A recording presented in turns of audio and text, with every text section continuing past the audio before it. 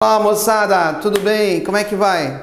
Sou Rudes Ferraz, se apresentando aqui para você mais uma vez, no seu coração, na sua casa, para você acompanhar a aula número 17, aula super importante que trata do artigo 28 da Lei 8.112, mas que a gente aborda também, acaba abordando o artigo 41 da Constituição Federal, porque é o Instituto da Reintegração. E aqui eu vou fazer a seguinte questão com você. Vou pegar o artigo 28 aqui, dizendo assim para você: a reintegração é a reinvestidura do servidor estável no cargo anteriormente ocupado ou no cargo resultante de sua transformação, quando invalidada a sua demissão por decisão administrativa ou judicial.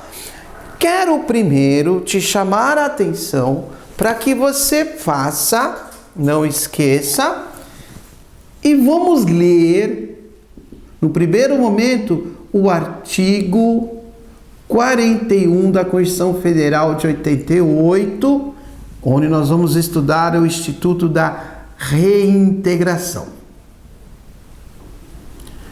Então, no primeiro momento, a gente vai fazer nosso estudo assim.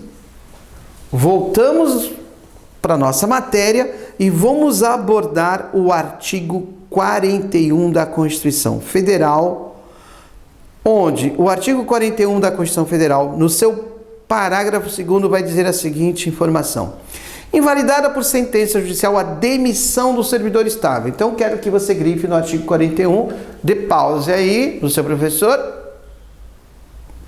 Isso. Voltamos. Pega lá o artigo 41 da Constituição Federal, pegue o parágrafo 2º e diz assim: invalidada, anulada por sentença judicial, lógico que transitada em julgado, né? A demissão do servidor estável. Eu tenho um cargo aqui, X ocupava esse cargo e X sofreu uma demissão. Então, eu estou olhando o artigo 41 da Constituição Federal nesse primeiro momento. X sofreu essa demissão. Ora, e o que diz o parágrafo 2º do artigo 41 da Constituição Federal? Que X é um servidor estável. Então, eu vou olhar para cá e vou ver que X é um servidor estável. Então, X é um servidor estável. O que aconteceu? X sofreu uma demissão. Demissão é penalidade. A gente vai estudar essa matéria com bastante carinho lá no artigo 127 da lei, onde traz a lista das penalidades. A demissão é uma penalidade gravosa porque ela rompe o vínculo do indivíduo com a administração pública e diz assim: invalidada por sentença judicial a demissão do servidor estável. Esse servidor, ele questionou essa demissão dele junto ao Poder Judiciário, e o Poder Judiciário, através de uma sentença transitada em julgado, fez o quê? Anulou, invalidou essa demissão. Ora, se invalidou essa demissão, fez com que X, que é servidor estável, veja, X é servidor o quê? Estável, que ele fosse, então, reintegrado. Posso concluir que a reintegração é um instituto de provimento derivado da Lei 8.112. É um instituto que faz o quê? Faz com que aquele servidor que é estável, que sofreu uma demissão e teve sua demissão invalidada por sentença judicial transitada e julgada, ou seja, por uma decisão judicial, retorne ao cargo anterior que ocupava antes de sofrer a demissão. Percebeu? Então, eu só posso associar a palavra reintegração para o servidor estável. Mas lembre-se, esse servidor aqui, X, ele pode ser não estável. E aqui que eu quero que você preste atenção. Quando você pega uma lei para estudar, é muito importante essa dica que eu vou te dar. Quando você pega uma lei para estudar, você tem que prestar a matéria que você estuda por exclusão. A lei não vai falar de A e menos A. A lei vai falar de A. O que for menos A, você tem que raciocinar. É a exclusão. Então, se a lei fala que X sofreu uma demissão e que X teve invalidada essa demissão por decisão judicial, e a lei fala que eu devo olhar para X para ver se é servidor estável, eu também tenho que olhar para X para perceber se ele é servidor não estável. Se ele for servidor estável e ocorrer a invalidação dessa demissão, ele será reintegrado. Perfeito? Mas e se ele for servidor não estável? O que acontece com ele? Então vamos ver duas informações de suma importância, que é o posicionamento da doutrina majoritária nessas informações que eu vou te apresentar. Ora, o que aconteceu? Eu publiquei que X foi demitido. Então, eu posso dizer assim que eu publiquei no Diário Oficial que X não pertence mais aos quadros da Administração Pública Federal porque ele foi demitido. Ora, se eu publiquei que X foi demitido, eu estou publicando que X foi penalizado, certo? Se eu invalidei essa demissão dele, eu também estou publicando que X está sendo reintegrado porque ele é um servidor estável, já tinha estabilidade. Veja, a estabilidade eu conquisto no serviço público e por causa dessa invalidação por decisão judicial, ou seja, a sentença transitada e julgada, ele retornou ao cargo que ocupava anteriormente. Agora, lembra que eu disse que eu publiquei que X sofreu uma demissão? Então, eu publiquei no Diário Oficial que X sofreu uma demissão. Olha para X agora, sendo um servidor não estável. Olhei, professor. Pois bem, olhe para X agora, olhei e cheguei na seguinte informação. X, que é não estável, também foi publicado o nome dele, que ele sofreu uma demissão. Então está lá manchado que X sofreu essa penalidade. E essa penalidade pode prejudicá-lo no exercício de uma atividade na administração pública futura, até mesmo na prestação de um novo concurso público. E X, que é não estável, também ficou indignado, achou que foi injusto, achou que não sei o quê. Ser injusto não quer dizer que vai provocar uma anulação, você tem que buscar aí os fundamentos. Mas X provocou o Poder Judiciário e também teve essa demissão invalidada, gente. Ora, se X é servidor não estável, ele não retorna ao cargo anterior, porque esse retorno chama-se reintegração, e reintegração é apenas para o servidor estável. O que acontece com X, então, já que teve essa demissão invalidada por decisão judicial, X sendo não estável?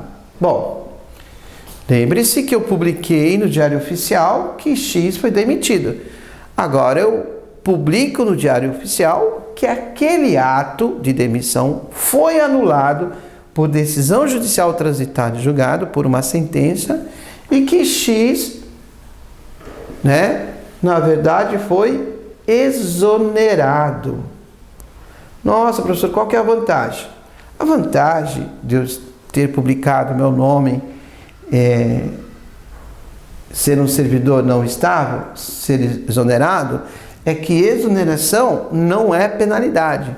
Aí não me faz nenhum impedimento de prestar nenhum tipo de concurso público, não me restringe. Percebeu a diferença? Ficou claro isso? Dá pause aí e volte um pouquinho no vídeo. Então X acaba sendo o quê? Exonerado.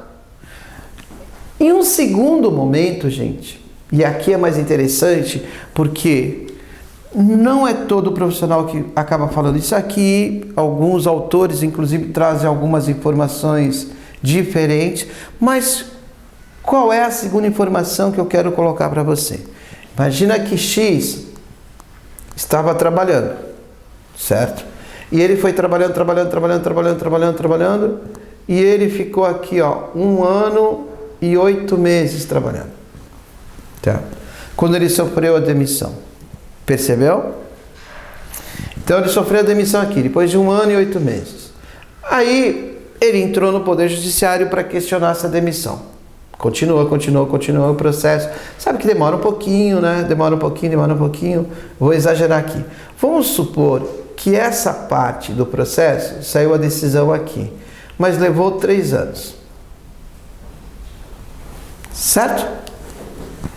Ora, se ele tivesse trabalhado, após 1 ano e 8 meses, ele ainda ia continuar o quê? Ganhando. Ok? Depois de 1 ano e 8 meses, ele entrou com uma ação, que foi o momento que ele sofreu a demissão. Foi aqui que ele sofreu a demissão. E aqui, depois de 3 anos, saiu a sentença anulando essa demissão.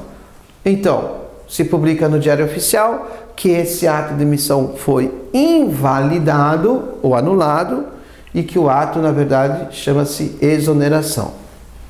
Ou seja, não tem uma penalidade. Aquilo que ele tinha direito a receber no momento que ele foi demitido até o momento que saiu a sentença, isso aqui é transformado como uma situação indenizatória em perdas e danos. Ficou claro? Olha, eu vou fazer um asterisco aqui para você e vou pedir a gentileza que você faça esse asterisco aí. Dificilmente vão te perguntar, dificilmente acaba te perguntando isso aqui em nível médio. Já vi provas, tá? Nível superior é muito comum. Outro detalhe, então, dessa reintegração é que, entendeu o efeito provocado? Entendeu o efeito provocado da reintegração?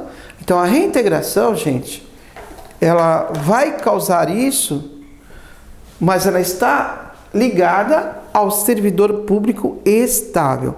Então, vamos aqui na nossa aula 17, que a gente está abordando o Instituto da Reintegração, para fazer essas observações para você no artigo 28, que diz assim, ó, na hipótese de o cargo ter sido extinto, o servidor ficará em disponibilidade.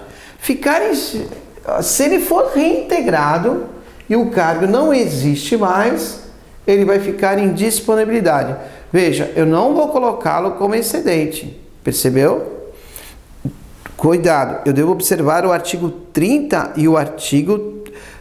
Tem que observar o artigo 30 e 31. O que diz o 30 para nós? Sempre que fala em observar, diz assim: o retorno à atividade do servidor em disponibilidade será feito mediante aproveitamento obrigatório em cargo de atribuições e vencimentos compatíveis com o anteriormente ocupado. É isso que vai dizer para você daquele indivíduo que está em disponibilidade. Mas o Instituto da Reintegração, ele vai tratar dessa maneira. Encontrando-se provido o cargo, o seu eventual ocupante será reconduzido ao cargo de origem, sem direito à indenização ou aproveitado em outro cargo ou ainda posto em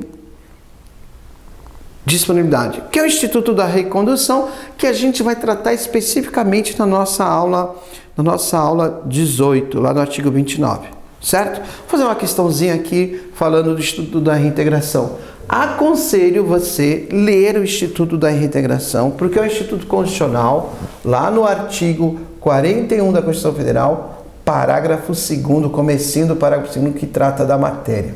E aí diz assim, o exercício 17, questão da CESP adaptada para fins didáticos, diz assim: a reintegração é a reinvestidura do servidor estável no cargo anteriormente ocupado ou no cargo resultante de sua transformação, quando invalidada a sua demissão por decisão administrativa ou judicial, com o ressarcimento de todas as vantagens.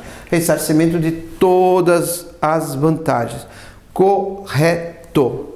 Então, ó, isso aqui, eu vou fazer um traçado. Isso aqui é o que a lei fala. Isso aqui é por exclusão da lei. Adivinha o que eles gostam de perguntar? Tenta adivinhar. Então, vou falar para você fazer um coração e guardar isso. Coração para todo, guarde essa informação aqui. Tem que torcer para cair isso aqui. Sempre deve ser observado a exclusão do que a lei trata de forma como exclusão, ou seja, aquilo que a lei não fala. É isso que você deve buscar sempre no teu estudo de qualquer norma. Ficou bem claro? Tranquilo aqui o Instituto da Reintegração, né? Sou Russo Ferraz. Até a nossa próxima aula. Tchau, tchau.